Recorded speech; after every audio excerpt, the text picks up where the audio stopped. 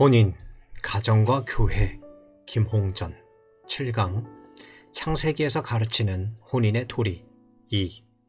부부가 지향해야 할 목표와 부부간의 사랑. 골로새서 3장 18절에서 25절. 남자와 여자가 합하여 하나님의 형상을 온전히 드러냄. 창세기 1장 26절에서 27절은 특별히 사람이 하나님의 형상으로 지음을 받은 사실을 가르칩니다. 하나님이 가라사대 우리의 형상을 따라 우리의 모양대로 우리가 사람을 만들고 그로 바다의 고기와 공중의 새와 육축과 온 땅에 기는 모든 것을 다스리게 하자 하시고, 하나님이 자기 형상 곧 하나님의 형상대로 사람을 창조하시되 남자와 여자를 창조하시고, 남자와 여자를 창조하셨는데 그것이 하나님의 형상이라는 것입니다. 남자를 창조하셨는데 그가 하나님의 형상이라고 하지 않고, 또한 여자를 창조하셨는데 그가 하나님의 형상이라고 하지 않았습니다. 하나님이 당신의 형상대로 사람을 창조하시되 남자와 여자를 창조하셨다고 했습니다. 그러므로 이 말씀에는 남자와 여자가 하나님의 형상이라는 뜻이 담겨 있습니다. 유대 학자들 가운데 아주 유명한 해석가들이 성경 이 부분을 해석해 놓은 것을 보면 그것을 극단적으로 생각해서 이렇게 표현했습니다. 원래 하나님은 당신의 형상대로 한 사람을 만드셨는데 그 사람을 분열시켜 남자와 여자로 만드셨다. 그러므로 남자와 여자가 분열되기 전 하나로 있었을 때의 상태가 하나님의 형상이다. 그런데 이것을 엉터리 같은 무리한 생각으로 일축해 버릴 수 없습니다. 왜냐하면 하나님이 남자와 여자를 창조하신 순서로 봐서는 먼저 아담을 만드시고 그 다음에 하와를 만드셨지만, 둘을 각각 따로 만드신 것이 아니라 원래 만들어진 사람을 나누어 다른 하나를 만드셨기 때문입니다. 여자를 만드실 때 아담을 만들었듯이 흙을 빚어 만드신 것이 아니라 남자에게서 취하여 만드셨습니다. 그러므로 원래 만들어진 사람을 나누셨다는 주장이 억설만은 아닙니다. 하나님은 원래 당신의 형상에 방불하게 하는 사람을 만드셨지만 사람이 그 형상과 모양을 나타내는 점에서 하나의 인격으로는 모자라는 것이 있었습니다. 그러한 까닭에 사람의 독초하는 것이 좋지 못하니 하셨습니다. 그리고 하나의 인격으로 만들어진 사람을 둘의 인격으로 만들어야겠다고 하고서 나누셨습니다. 나누는 방식은 갈빗대를 취하는 방식을 쓰셨습니다. 사람을 한가운데로 쪼개가지고 이 사람 하나 만들고 저 사람 하나 만든 것이 아니라 이미 만들어 놓은 사람이 다 사람의 형상을 구비했지만 그 속에서 12쌍이 되는 갈빗대 중 하나를 취하여 이번에는 여자를 만드셨습니다. 사람을 흙으로 만드셨는데 여자는 갈빗대로 만드셨으니까 재료가 더 좋다고 생각할지 모르지만 갈빗대 역시 어디서 나왔느냐 따져보면 그것도 흙에서 나온 것입니다. 아무튼 하나님께서는 사람을 흙으로 만드셨는데 다시 그를 분열시켜 남자와 여자가 되게 하셨다고 해도 그것이 지나친 말은 아닙니다. 우리는 여기서 남자와 여자가 합해야 비로소 하나님의 형상을 구전하게 나타낼 수 있다는 큰 사상을 보게 됩니다. 사람이 혼자서는 나타낼 수 없는 하나님의 형상을 둘이서는 충전하게 나타낼 수 있다는 것입니다. 이렇게 사람이 독초하는 것이 좋지 못하다는 말씀의 뜻을 우리는 그동안 여러 가지로 이야기했습니다. 단일 복수형인 사람의 거룩한 형상을 나타내려고 할 때 절대적 단수로는 되지 않는다는 것, 이것이 첫째 중요한 이유입니다. 하나님도 당신을 가리킬 때 나라고 하셨다가 우리라고 하시는데 어떻게 남자가 이 세상에 자기 외에 아무도 없는데 나라고 했다가 우리라고 할 수 있겠습니까? 우리라는 말을 할 수 있는 것은 우리라는 것이 있다는 것을 경험한 후에야 가능한 일입니다. 우리라고 하면 그것은 벌써 복수입니다. 복수인 동시에 그것을 나라는 말로 표현할 수 있다면 그것은 그대로 단수입니다. 사람에게 이렇게 둘인 동시에 하나라고 하는 것은 오직 부부에게만 성립되는 일입니다. 동지에게는 그것이 성립하지 않습니다. 동지에 대해서도 상징적으로는 그렇게 이야기할 수 있을지 모릅니다. 그러나 너희 둘은 하나같이 되라고 이야기한다고 해도 실제로는 그렇게 될 수 없습니다. 기껏해야 그렇게 해보라는 말에 지나지 않습니다. 해봐도 그렇게 되는 것은 아닙니다. 그러나 부부에게 대해서는 둘이지만 하나같이 되라고 할 수 있습니다. 하다 보면 비슷하게 될 것이다 하는 말이 아닙니다. 성경은 명확하게 이러므로 남자가 부모를 떠나 그 아내와 연합하여 둘이 한 몸을 이룰지로다 하고 선언했습니다. 그렇게 명확하게 둘이 한 몸을 이룬다고 말했습니다. 에베소서 5장 31절에서 32절을 볼지라도 이러므로 사람이 부모를 떠나 그 아내와 합하여 그들이 한 육체가 될지니 이 비밀이 크도다. 내가 교회와 그리스도에 대하여 말하노라 하셨습니다. 사람이 부모를 떠나서 그 아내와 합하면 둘이 한 육체를 이루는 것이다. 그것은 보통 신비한 이야기가 아니라 아주 크게 신비한 이야기다. 그런데 그 원형은 그리스도와 교회이다. 그래서 내가 혼인에 대해서 이야기하면서 그리스도와 교회에 대해서도 이야기하는 것이다 하는 말입니다. 지난 시간에 우리가 배운 대로 부부는 처음부터 이미 완성된 형태로 창조된 것이 아니었습니다. 하나님께서 부부라는 한 제도를 내실 때는 한 원형을 상정하고 부부를 내신 것입니다. 그 원형은 그리스도를 머리로 삼은 신령한 인격체, 곧 거룩한 교회입니다.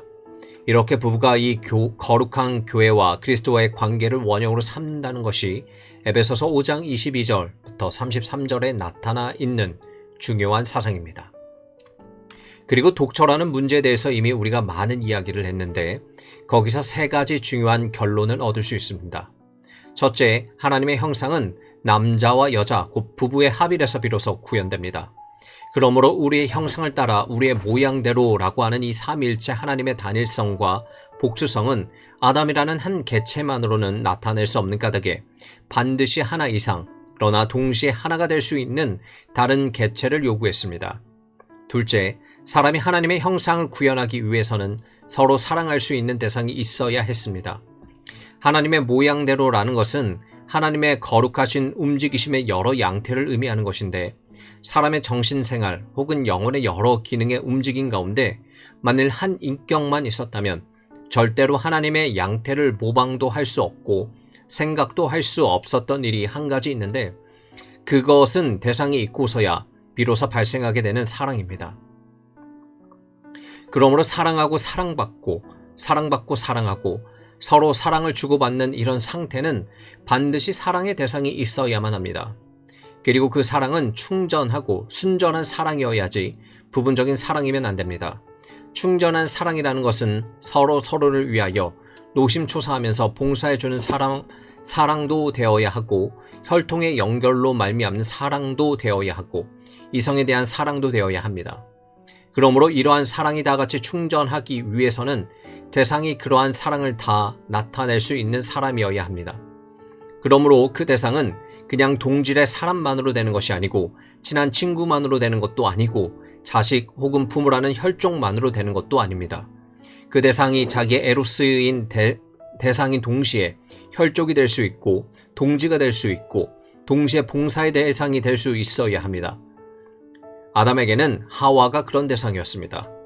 셋째, 독처해서 개인의 인격 향상을 기여할 수 있을지는 모르지만 그 개인의 복합체적인 발전, 즉 새로운 큰 대야로 마침내 그리스도의 신령하고 거룩한 몸의 부부인 연합해서 하나의 새로운 인격을 이루는 일은 혼자서는 안 되었습니다. 생육하고 번성해야 할 뿐더러 그것은 동일한 성격과 동일한 생명의 연결로만 비로소 되는 것이지 독처해서는 그런 것이 발생하지 않습니다. 이런 점에서 사람이 독처하는 것은 좋지 않았습니다. 오직 아담이 하와 합하여서만 더 큰 대야로 발전할 수 있었습니다. 또 그런 식으로 신령한 한 몸을 완성시키는 것이 아담 개인만으로는 불가능하였습니다. 생육한 길이 없는 것은 물론 향상하고 발전하고 확대할 길도 없었습니다. 이래서 독처하는 것이 좋지 못했습니다. 그러면 이상의 사실들에서 우리가 얻을 수 있는 결론은 첫째, 혼인을 한다는 것은 하나님의 거룩하신 제도와 축복하에서 남편과 아내 두 사람이 둘인 동시에 하나로서의 생활을 한다는 의미입니다. 둘째, 부부가 서로에 대해서 가지는 사랑은 참될 뿐만 아니라 종합적인 것이어야 합니다. 거기에는 연인의 사랑도 있어야 하고 동지적인 사랑도 있어야 하고 존경으로 바치는 사랑도 있어야 하고 진정한 동정심으로 베푸는 봉사의 사랑도 있어야 하는 것이고 혈족에도 있어야 합니다. 그러한 것이 혼인을 한 다음부터 체득해 나가야 하는 상태 혹은 당위입니다. 그뿐 아니라 그리스도적인 신령한 몸을 향하여 부부가 함께 발전해 나가야 합니다.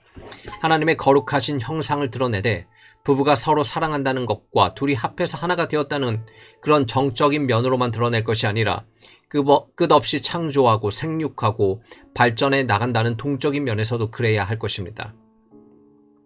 그것이 가정을 이루는 중요한 이유도 되고 마땅히 가정에서 나타내야 할 의무도 됩니다. 이 진리는 에베소서 5장 22절부터 33절에 잘 기록되어 있습니다. 거기서 보면 그리스도의 그 신령한 몸이 원형이고 그 원형을 방불케 하는 것이 가정이라고 했습니다. 그리스도의 신령한 몸은 마치 집을 벽돌로 자꾸 쌓아 올려가는 것 같이 매일 완성을 향해서 장성해 나갑니다. 이렇게 해서 그리스도의 신령한 몸이 점점 완성의 충만한 분량에까지 올라가야 하는 것 같이 가정도 그러해야 합니다.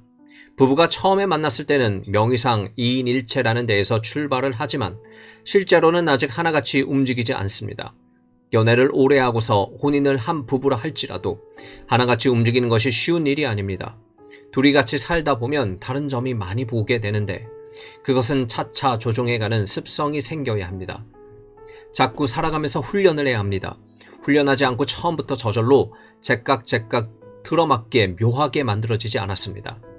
서로 과거의 경험도 다르고 지내온 길도 다르고 교육도 다르고 성격도 다른 사람끼리 만난 까닭에 무슨 일이든 둘이 똑같은 것만을 생각하게 되어 있지 않습니다. 처음에는 당신은 그렇게 생각하는데 나는 그렇게 생각하지 않는다 할 것입니다. 처음에는 서로 자신이 옳다고 툭탁거릴지는 몰라도 자꾸 살아가면서 각각 자기 생각에 모자라는 것, 필요한 것을 서로 보충하면서 하나의 생각을 만들어 나갑니다. 혼자 있었다면 생각조차 못했을 일들을 둘이기에 생각하는 것입니다. 이렇게 해서 둘이 하나와 같이 움직이게 되는 것입니다. 이렇게 함으로써 처음에 혼례식 할 때에는 이제는 둘이 아니고 한 몸이니 그러므로 하나님께서 짝지어 주신 것을 사람이 나누지 못할지니라 하고 명의상으로만 선포된 말씀을 그 다음부터 살아가면서 실증해 나가는 것입니다. 부부는 마땅히 이런 방향을 향해서 나아가야 합니다. 거기에는 목표가 있습니다. 그것은 그리스도의 장성한 분량이 충만한 데까지 이르는 것으로서 이것이 교회뿐 아니라 가정도 가지고 있는 중요한 목표입니다. 그러면 그리스도의 신령한 장성의 충만한 분량이라는 것이 무엇입니까? 그것은 예수 그리스도의 영광이 충만히 현시되는 상태입니다. 그 상태에서 멀리 떨어져 있는 우리로서는 그것을 한마디로 이것이다 저것이다 말할 수는 없습니다. 다만 예수 그리스도께서 계시해 주신 말씀에 비추어 그 영광의 상태에 우리가 어떻게 도달하는지를 알면 암만큼 그 방향을 향해 가는 것입니다. 그러므로 부부의 생활에서는 반드시 예수 그리스도의 영광이 충만한 그 장성의 분량을 매일매일 살아가면서 배워야 합니다. 그것을 하루에 다 아는 것이 아니고 일생 동안 깨달아 나가는 것입니다. 예수 그리스도는 어제는 이만한 분이시더니 오늘 생각해보니 그 정도가 아니고 더 크신 분이시구나. 이렇게 매일매일 그리스도에 대한 이해가 깊어져야 합니다. 그리고 예수 그리스도의 거룩한 빛을 매일매일 더 밝히 깨달을 뿐 아니라 그것을 밝히 반사해 나가는 데에 성경에서 가르치는 부부 생활에 참된 의의가 있습니다. 그것에 대한 하나님의 말씀을 모르면 실행할 수 없습니다. 그러므로 알아야 합니다. 처음에는 아직 미숙한 상태에서 출발하지만 차츰차츰 좀 더 익숙한 상태, 좀 더 능숙한 상태로 자꾸 들어가야만 합니다. 그리고 사랑이 중요하다고 했는데 그 사랑이 하나님의 거룩하신 모양을 나타내는 중요한 또 한 가지입니다. 그것이 독주하는 사람에게는 존재하지 않다가 대상이 있음으로 발휘하기 시작했습니다. 지금이야 세상에 사람이 많으니까 혼인을 하지 않았다고 해서 사랑을 못한다는 법이 없으나 혼인을 안 했을 때의 사랑은 부분적인 것이라는 사실을 알고 있어야 합니다. 혼인을 안 했을 때는 이성을 사랑한다고 할지라도 그것은 에로스의 사랑입니다. 거기에 또 봉사하는 아가페의 사랑이 붙어 다닐 수 있습니다. 이렇게 혼인을 하지 않더라도 에로스, 아가페의 사랑이 존재할 수 있습니다. 그러나 거기에 친족의 사랑은 발생하지 않습니다. 혈통적인 사랑은 아직 발생하지 않는 것입니다. 차라리 플라토닉하고 그리워하고 위하여 목숨이라도 다 주겠다고 생각할 수는 있습니다. 위하여 목숨을 주겠다는 것은 반드시 혈통적인 사랑에서만 나오는 것이 아닙니다. 그것은 박애에도 있는 것이고 남을 위해서 자기의 목숨까지도 다 버릴 수 있는 인도의 가운데서도 있을 수 있습니다. 그러나 특히 에로스의 극치에 이르면 사랑하는 이를 위해서는 자기의 모든 것이라도 버려도 좋다는 데까지 들어가기도 합니다. 그것이 고귀한 사랑입니다. 그런 사랑을 참으로 가져본다는 것은 고귀한 일이지 나쁜 것이 아닙니다. 그러나 그런 사랑은 오직 하나의 대상을 향해서 한 번 가지는 것이지 두 번 가지는 것이 아닙니다. 두 번 가지게 되어 있지도 않습니다. 그런데 그런 사랑을 가질 수 있는 대상이라면 혼인을 하게 마련입니다. 그리고 혼인을 하지 않았을 때 가지고 있던 부분적 사랑이 혼인하고 나면 종합적인 것으로 변하게 됩니다. 하지만 그것이 종합적인 사랑이라 하더라도 처음 혼인을 하려고 하거나 혼인을 한 후 얼마 동안은 어떤 일정한 조건들 아래에서만 성립됩니다. 이것은 마치 건물을 지을 때 건물 외벽을 바지랑대로 빙 둘러 세워놓고 발판도 만들어 놓는 것과 같습니다. 건물을 다 지으면 바지랑대도 발판도 다 떼어버리고 혼자 서게 만듭니다. 건물을 짓기 위해서 한동안은 그런 것들이 필요합니다. 부부도 그렇습니다. 처음에는 어떤 조건이라는 바지랑대를 두르고 자꾸 쌓아 올렸지만 서로 간의 관계가 공고해진 다음에는 그까지 바지랑대는 필요 없게 됩니다. 부부는 결국 이렇게 조건 없는 사랑을 나누고 사는 자리에 이르러야 합니다. 남편이나 아내가 서로 잘난 줄 알고 혼인했다가 아무것도 아니구나, 시시해서 못 쓰겠다 하고서는 집어치우기도 한다면 세상에 되어 먹은 가정이란 없을 것입니다. 그러한 까닭에 성경은 처음부터 엄격하게 규정하기를 혼인하기 전에는 자기들이 선택을 하여 맞는 사람하고 혼인을 해야 하지만 일단 혼인하기로 작정하고 하나님의 법칙의 경계 안으로 들어온 다음에는 멋대로 못 나가도록 하셨습니다. 하나님이 짝지어 주신 것을 사람이 나누지 못할지니라. 부부가 되었으면 이제는 조건을 붙이지 말라는 것입니다. 남편이 악인이라도 사랑을 해야 하고 선인이라도 사랑을 해야 하고 잘났어도 사랑해야 하고 못났어도 사랑해야 합니다. 그러므로 혼인할 때 엄숙하게 묻기를 바람이 불든지 비가 오든지 날이 굳든지 맑든지 병이 있든지 건강하든지 슬프든지 기쁘든지 언제든지 사랑할 것인가 하고 묻지 않습니까? 환경만이 그런 것이 아니라 그 사람 개인에 대해서 실망을 하게 되었을 때라도 그것 때문에 사랑이 없어지지 않게 되어야 한다는 말입니다. 그렇게 되는 것이 부부의 사랑입니다. 이것이 또한 가정을 떠받치고 나가는 가장 기저적인 힘이 됩니다. 그것은 단순히 에로스만 가지고 될 수 없습니다. 에로스라는 사랑이 우선 기초가 되어서 서로 혼인하여 자식을 낳으면 스트로케라는 친족애 혹은 혈족애가 생기고 거기서 우애, 곧 필리아라는 사랑이 가지를 쳐서 나오고 그것이 더 커지면 나중에 아가페라는 사랑이 생깁니다. 원래 모든 사랑은 근본적으로 하나님께로부터 오는 것이고 하나님께는 벌써 있는 것이지만 사람에게는 나타나는 순서는 대개 이렇습니다. 어려서는 사랑이 무엇인지 잘 모릅니다. 그러다가 사춘기가 되어서 비로소 에로스적인 심정을 가질 때부터 사람은 사랑에 대해서 고민도 해보고 진지하게 생각하기 시작합니다. 그리고 사랑하는 사람에 대해서 자기를 희생하겠다든지 그를 위하여 자기의 무엇을 주어도 아깝지 않다는 정신이 생기기 시작합니다. 이제 사랑을 배우는 학교에 입학한 셈입니다. 에로스적인 사랑 가운데 들어가서 차례차례 사랑하다가 그것이 점점 뜨거워지고 깊어지면 대상을 위해서라면 자기의 전부를 주고 목숨을 줘도 아깝지 않다는 생각을 하게 됩니다. 그러나 그러려면 처음부터 상대방에 대해서 자세히 알아보지도 않고 대바람에 뛰어들지 않습니다. 맨 처음에 시작할 때는 아주 냉정하게 관찰합니다. 여러 번을 냉정하게 관찰해 본 결과 어디로 보든지 그 사람은 내가 존경하고 따라가도 좋다 하는 자기의 긍정이 생겨야만 에로스도 나오는 것이지 덮어놓고 오다가는 눈이 맞아서 맹목적으로 시작하는 것이 아닙니다. 그런 정도의 행위는 사랑도 무엇도 아니고 말초적인 충동에 지나지 않습니다. 진정한 사랑을 시작하려면 이성의 요소가 처음부터 필요합니다. 가치를 판단할 수 있는 능력이 있어야 합니다. 가치를 제대로 판단함 없이는 진정한 사랑이 있을 수 없습니다. 그때 가치 판단이 반드시 정확한 것이 아니라도 적어도 자기가 그때 가지고 있는 척도를 충분히 사용하는 것이어야 합니다. 그것도 저것도 없다면 그것은 동물적인 것입니다. 그러한 까닭에 먼저는 이성의 작용에서 시작을 하되 나중에 살아가노라 하면 그때 가졌던 이성의 작용이 얼마나 미흡했었는지 느끼는 때가 오기는 옵니다. 왜냐하면 그런 나이란 모든 것을 냉철하게 깊이 판단하지 못할 시기이기 때문입니다. 그때 자기 눈과 자기 생각에 좋아 보이고 따져보니까 가치가 있어 보인 것뿐이지 자기보다 지혜와 경험이 많아 사리를 투철하게 보는 사람의 눈에까지 반드시 그렇게 보이는 것은 아닙니다. 훨씬 지혜 있고 경험이 많은 사람의 눈으로 보면 아닐 수가 얼마든지 있습니다. 그러나 그렇더라도 그때 자기가 판단해서 결정한 것은 결국 자기의 책임입니다. 자기보다 잘 아는 사람이 별로 좋지 않다고 일러주어도 자기가 보기에 좋아 보이니까 결정해버리는 것입니다. 그리고 자기 혼자 기뻐서 만족하고 살았으면 그만입니다. 걱정할 것 없습니다. 교양 있는 사람은 교양 있는 사람의 모양을 내고 천박한 사람은 천박한 모양을 내고 사는 식으로 자기 멋으로 그냥 자랑하고 사는 것입니다. 결국 자기에게 좋으면 그만입니다.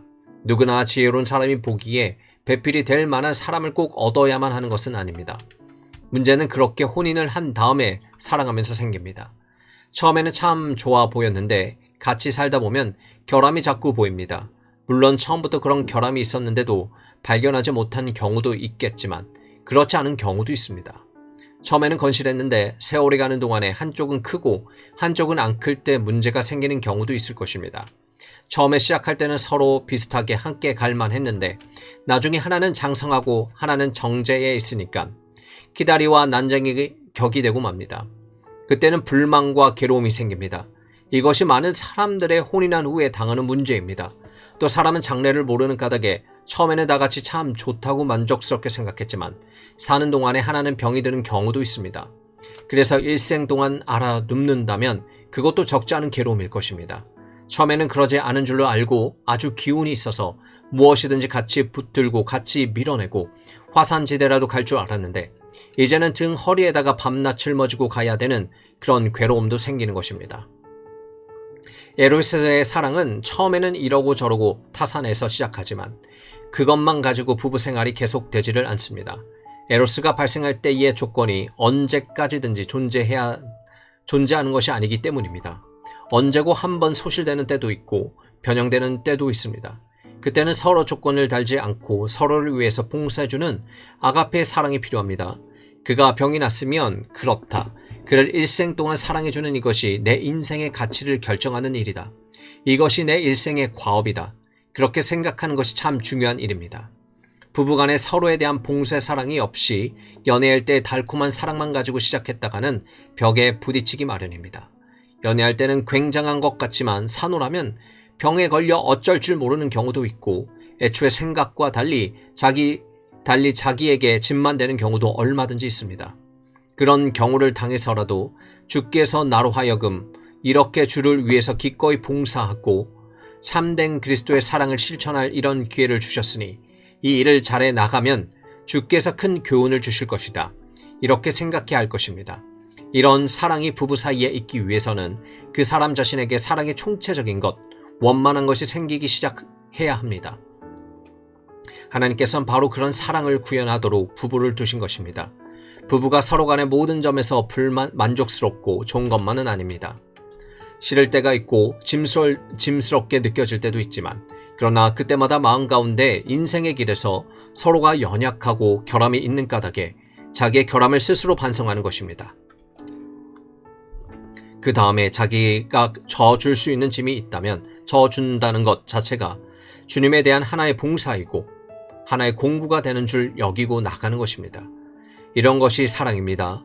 이런 사랑은 말이야 쉽지만 행하기는 참 어렵습니다. 한두 번은 그리스도인의 거룩한 덕을 발휘해서 괴로움을 당한 사람을 잘 도와주지만 그것을 언제 그만둘지 기약도 할 수 없이 계속해서 도와주고 짐을 짊어지고 가게 생겼다면 포기하기 십상일 것입니다. 그러나 365일만이 아니라 3650일이라도 괜찮다. 주님께서 지게 하시면 지고 가는 것이 내 길이다. 하나님께서 나를 이런 자리에 두셨으니까 이 자리에서 또 한 걸음 인도하심을 바라고 나아가는 것이 내가 해야 할 최선의 일이다. 이렇게 작정하고 실행하는 것이 위대한 일입니다. 뉴욕 타임즈의 한 번은 영웅이라는 제목으로 한 인물에 대한 이야기가 실린 적이 있습니다.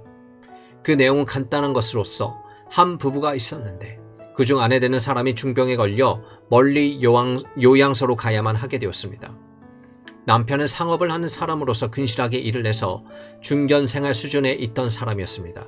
그는 아내를 요양소로 떠나보내놓고서 아내가 혼자 요양소에 가 있고 나는 여기서 사업을 한다면 나는 잘 지내겠지만 아내는 슬프고 외로울 것이다 생각하고서 자기의 사업을 그날로 걷어치웠습니다.